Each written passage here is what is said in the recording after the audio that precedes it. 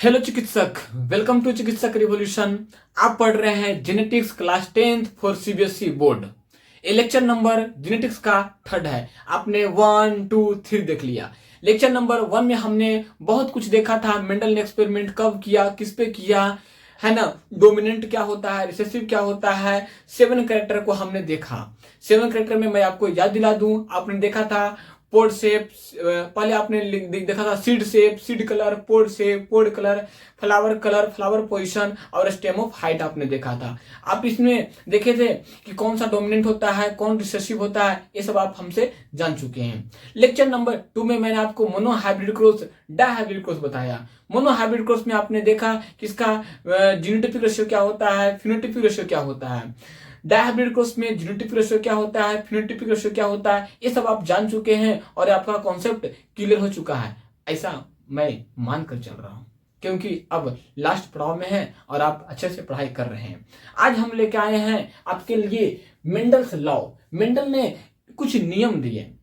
Mendel's rule नहीं दिया, Mendel's theory नहीं बना, मेंडल्स का लॉ बना, एक नियम बना इसका कि किस तरह का नियम दिया, किस तरह का डोमिनेंट क्या होगा, रिसेसिव क्या होगा, कैरेक्टर कैसे एक्सप्रेस रहेगा। तो मेंडल का 3 लॉ में पहला लॉ है क्या है, लॉ ऑफ डोमिनेंस, जो एग्जाम का बड़ा ही प्यारा क्वेश्चन है। Law of dominance. दूसरा है लॉ ऑफ सेग्रीगेशन। तीसरा है लॉ ऑफ इंडिपेंडेंट असॉर्टमेंट। देखिए जो बोर्ड पर लिखा है उसको हम लोग देखेंगे डिफिनेशन के तौर पे, लेकिन आगे समझेंगे हम लोग लॉ ऑफ डोमिनेंस क्या होता है। जैसे कि ध्यान दीजिएगा, आप जैसे कि मैं आपको कहूं कि कैपिटल टीटी प्लांट को आपने क्रॉस कराया स्मॉल टीटी को, ठीक है, तो बौना को, लंबा को आपने करा दिया किससे, बौना से करवा दिया, पौधा से, ठीक है।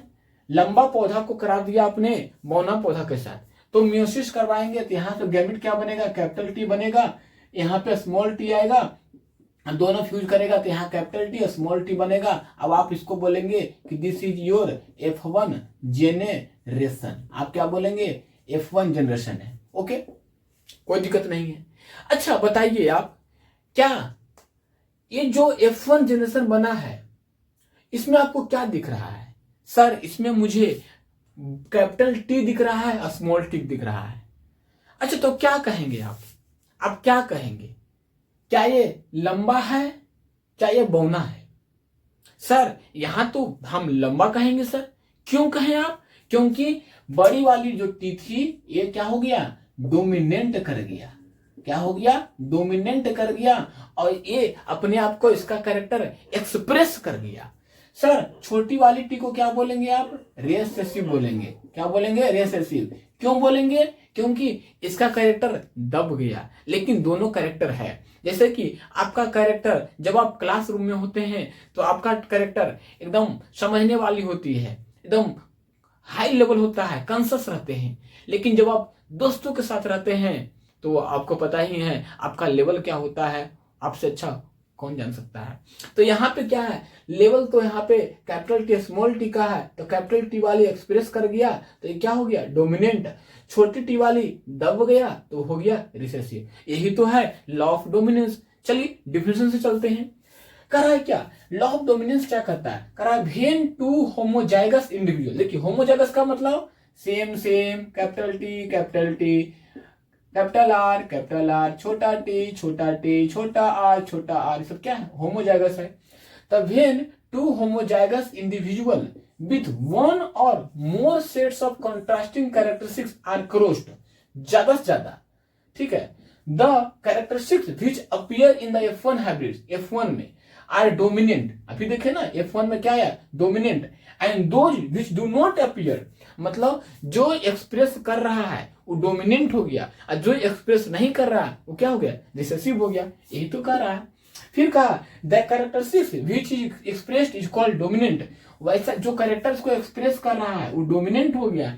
And do not express characteristic, जो लक्षण को एक्सप्रेस नहीं कर रहा है वो क्या हो गया, रिसेसिव हो गया। जैसे मैं आपको समझाने की कोशिश करूं, कैपिटल टी स्मॉल टी, तो आप कहेंगे सर लंबा वाला जीन एक्सप्रेस कर गया, अब बौना वाला जीन रिसेसिव है, तो सर ये तो टॉल ही हुआ। अच्छा मैं कहूं capital R small R, sir ये भी सर कैपिटल आर डोमिनेंट है, स्मॉल आर क्या है, रेड है।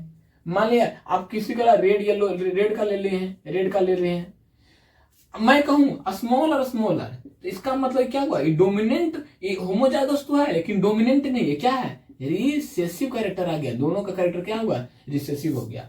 तो लॉ ऑफ डोमिनेंट तो यही तो कह रहा था यार कि वेन टू होमोजाइगस, होमोजाइगस का मतलब एक समान, एक समान individual with one or more set, ऐसा था एक या एक ज्यादा set of contrasting characteristics are crossed, जब ज्यादा से ज्यादा क्रॉस करवाएंगे the characteristics which appear in the F1 hybrid, जो F1 जनरेशन में जो कैरेक्टरिस्टिक्स आएगा, F1 हाइब्रिड्स आर डोमिनेंट, उसमें एक डोमिनेंट होगा, and those which do not appear, जो नहीं हम लोग को कैरेक्टरिस्टिक को शो करेगा, वो क्या होगा, रिसेसिव हो गया। This law is said that law of dominance. फिर उसी में बता दिया कि characteristic express is called dominant and do not express is called recessive. ये क्या था, लॉ ऑफ डोमिनेंस था। दूसरा हमारा क्या है, लॉ ऑफ सेग्रीगेशन है।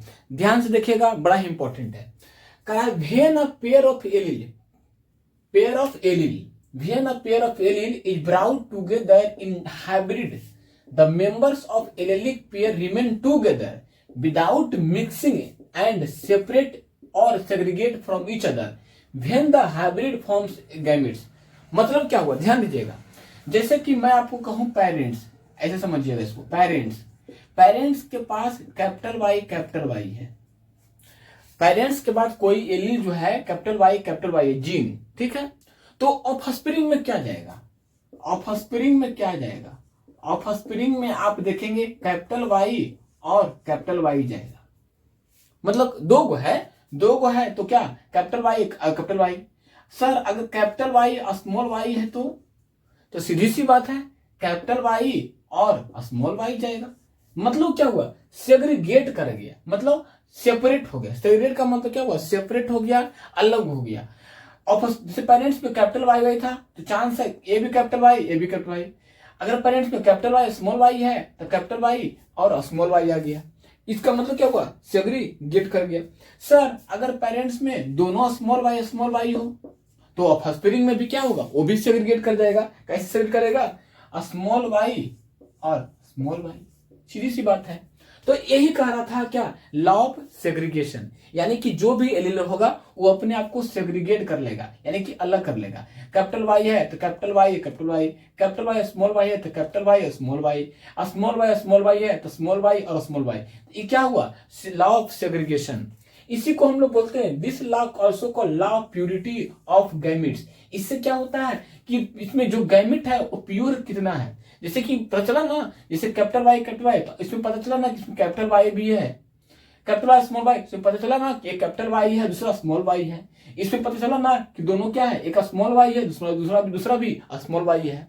तो बेसिकली क्या है, लॉ ऑफ सेग्रीगेशन है, सेग्रीगेट हो गया है ना। इसी को बोलते हैं law of purity of gametes बोलते हैं। क्या बोलते हैं, law of purity of gametes बोलते हैं। तो पहला क्या था, लॉ ऑफ डोमिनेंस था, दूसरा क्या लॉ ऑफ सेग्रीगेशन है, और तीसरा क्या है, लॉ ऑफ इंडिपेंडेंट असॉर्टमेंट है। वो क्या है वो देखते हैं। Each gamete receive one allele from each allelic pair. मतलब लॉ ऑफ इंडिपेंडेंट में क्या होगा, जो भी एलील हो, जैसे मैं आपको लिखूं कैपिटल टी, तो बेसिकली क्या है, होमोजाइगस है। तो इससे जो भी एलील आएगा, इससे एक क्या होगा, दो में से एक आएगा। वही कह रहा कि each gamete receive one allele from each allelic pair. मतलब ये जोड़ा में है, अरे ध्यान दो, ये क्या है, पेयर में है, जोड़ा में है, तो इससे क्या होगा, एक रिसीव हुआ, एक आया। And the assortment of different characteristics during gamete formation is independent of their parental combination। मतलब कि जो इसमें कैपिटल टी जो ये आया, ये क्या रहेगा, ये इस पे इंडिपेंडेंट रहेगा। मतलब ये डिपेंड नहीं रहेगा कि क्या होगा, इंडिपेंडेंट रहेगा। ठीक है, मतलब क्या हो गया, जैसे कि ऐसे समझने की कोशिश करते हैं, जैसे कि कैपिटल आर, जैसे कैपिटल टी स्मॉल टी लिया, ठीक है। तो देखिए ये जो कैपिटल टी है ये क्या है, स्मॉल टी पे इंडिपेंडेंट है, और ये जो स्मॉल टी है वो कैपिटल टी पे इंडिपेंडेंट है। मतलब ये कैपिटल टी अलग चीज जिनको शो कर रहा है और स्मॉल टी अलग जिनको शो कर रहा है। तो बेसिकली एनसीईआरटी का डिफिनेशन भी आप याद करके जाएंगे तो आप लिख के आएंगे कि each gamete receive one allele from each allelic pair. दो पेयर में से कोई एक वो क्या होगा, रिसीव करेगा। And the assortment of different characteristics during gamete formation, अगर अलग बनेगा तो कैरेक्टरिस्टिक को भी डिफरेंट शो करेगा, जो कि independent of their parental combination, जो उसका पेरेंटल कॉम्बिनेशन रहेगा मतलब ये वाला रहेगा उससे इंडिपेंडेंट रहेगा। तो हमारा यहाँ पे जेनेटिक्स का मेन इंपॉर्टेंट खत्म नहीं हुआ है, अभी एक लेक्चर और लेंगे हम लोग जेनेटिक्स का, तो जेनेटिक्स हम लोग खत्म करेंगे, फिर हमारा बायोलॉजी का क्या होगा, चिकित्सक 7.0 बैच हमने अच्छे से खत्म कर दिया। और लेकिन रिप्रोडक्शन बचा हुआ है, तो रिप्रोडक्शन तो वो आपके साथ बॉन्डिंग बना हुआ है कि रिप्रोडक्शन पढ़ाऊंगा मैं, लाइव इंटरेक्ट करूंगा आपसे रिप्रोडक्शन, ठीक है, आफ्टर 1K सब्सक्राइबर हिट के बाद। तो लगातार वीडियो को शेयर करें, सब्सक्राइब करें, और जो भी कमेंट है कमेंट में आप जो भी डाउट हो कमेंट में लिखना ना भूलें। तो मेहनत करते रहिए, एनसीईआरटी पढ़िए, मल्टीपल टाइम पर पढ़िए, नोट्स बनाइए और पॉजिटिव फीडबैक के साथ रहिए और काम कीजिए। Hard work always page of. Thank you so much.